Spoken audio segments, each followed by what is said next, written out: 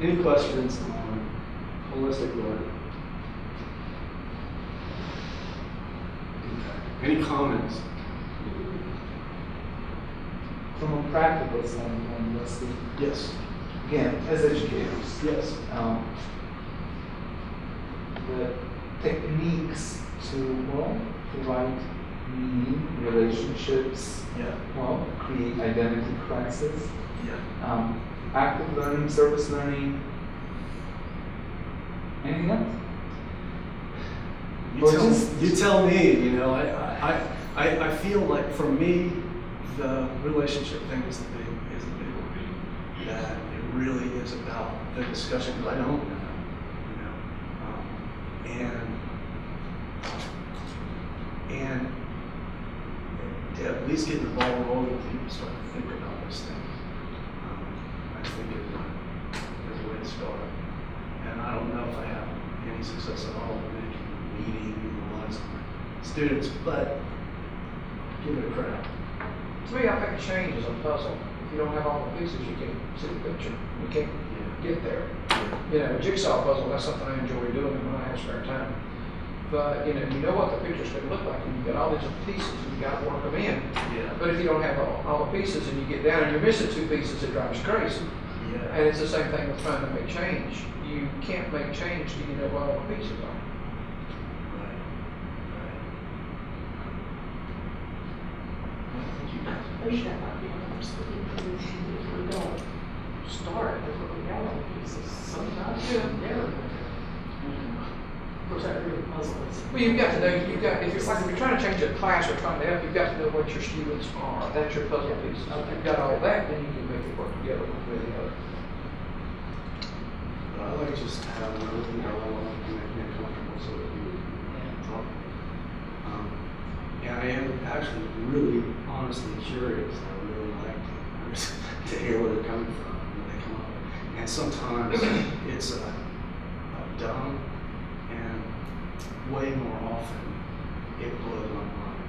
They come up with things that I would have never thought of. They get insights that make my hair stand up. So it's, and they're getting that stuff from each other.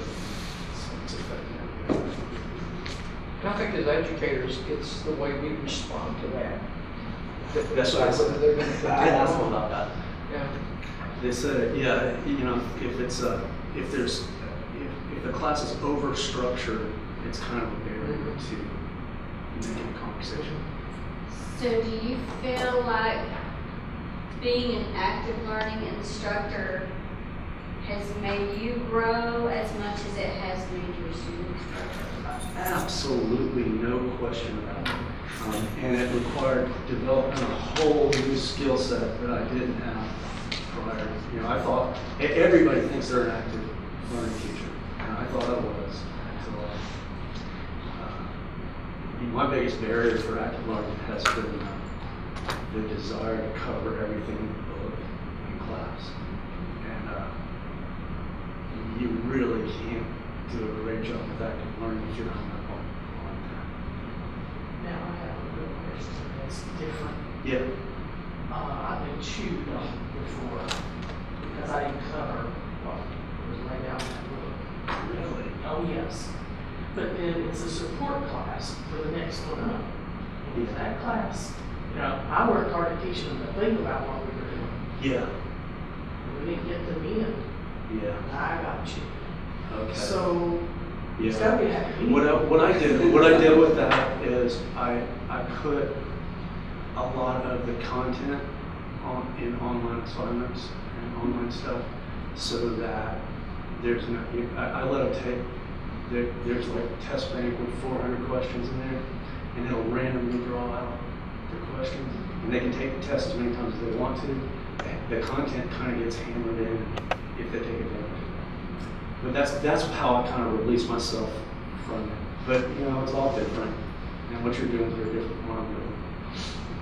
Well, if you give them the same thing as what you brought up with the pyramid that you had, and they begin to teach each other, then it all works. They learn it. Yeah. It's not be from you, but they learn it. Right. Right. But it takes longer that way than reading the book to do. But I think they get a lot more out of it. Oh, yes, they do, but when you're trying to teach the whole thing, when you're doing active learning, it takes longer does. to It do it does. that way It than does. to make a book. And we're at cross purposes sometimes with the students' goals. My goal is to get them to learn how to think, and cleaner thinkers. And their goal is to make an A. So that's very different. You're trying to teach them about the immensity of the sea. Yeah. Exactly. Right. They just want to build a boat. That's right. That's right. In the barriers, you hit, when you were talking about the identity diffusion and identity foreclosure, sounds like codependency to me. Wow. It sounds like people are, this morning one of our faculty was saying 80 million people beyond the U.S. have substance abuse problems sometimes, which means at least that many more codependents. Yeah. And Yeah, that's I just think you're something right. I that think is especially very- that identity diffusion one, Yeah. that sounds very much like codependency. But I think you have to take that into consideration. You see, 20 years ago, I wasn't seeing the kind of barriers that I see now, especially with students and everything. Yeah. It's like the work ethic's not what it was at that time, but you also see these other factors that come in. Yeah. It's a They different might job, not and it's think- changing really fast all the time, so it's hard to wrap your mind around. They're getting less and less prepared, so we're trying to do these college level things with them, and some of it just seems like, I know I saw on television this morning, they were talking about SAT scores, and they said that SAT scores are plummeting. Really. So what does that mean for us? Right. We've got a hard job to do. We've got to get them through high school and start in college. It's true. Yeah. we're gonna need more than 16 weeks a semester. You know what? When I was doing the human services program, which I was glad to get out of, it's a tough program. It's a tough one. But I had the same student. We were talking about this before presentation. I had the same students for 2 years, and I had them for 5 classes in a row, and then next semester 5 different classes in a row. I worked as a therapist for 10 years, and I never saw the profound change in my clients as I saw in those students over that 2-year period. It was amazing, and also amazingly frustrating because you start with a whole new crew with the same exact problems. But I have more fun right now teaching psychology, but I really have found that really rewarding. But it was awful work. So maybe just focusing on teaching how to think and not focusing on the subject matter as much. And let them kind of explore the subject matter. That's what this is kind of saying, is that, if they are driven to learn something, if they're driven by a higher purpose, then, the ball's in their court and they'll pick up. There's nothing, there are very few things that we teach that a student cannot find in their own English language. Right? Exactly. Yeah, right. We're curators, that's what we are, truly. Yeah, I think this is really true, and the education is so different than it's ever been, because I can ask you what's Freud's third psychosexual level of development, and somebody can find it like within minutes on a telephone. They don't need that. They need to maybe know how to use the telephone to find it, and to be able to think and tell the difference between good information and bullshit. Know when you're getting information that's solid, as opposed to rumors and stuff.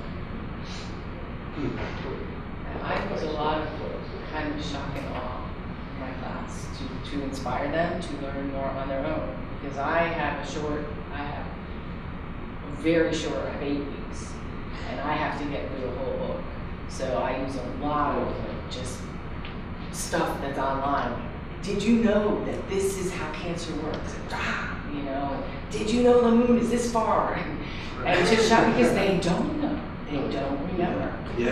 any of that stuff, yeah, They really haven't been taught, they've been taught to a test. exactly. It's on the test, they know. Right. Yes. So But yeah, there's some subjects they don't even. So how loopy is it that we don't, that that's not a focus on how to think clearly? It's like you're building a house without walls. And you know, the thing is like, they said it's like,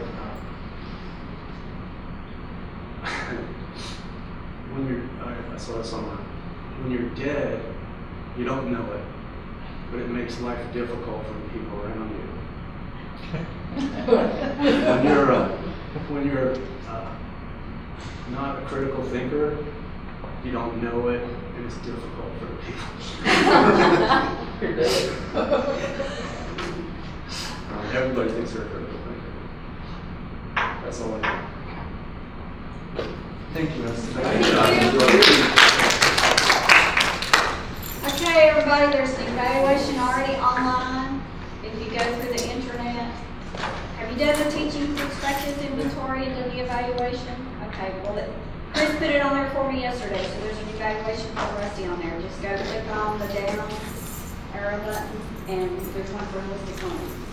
So you can go to it. Thank you.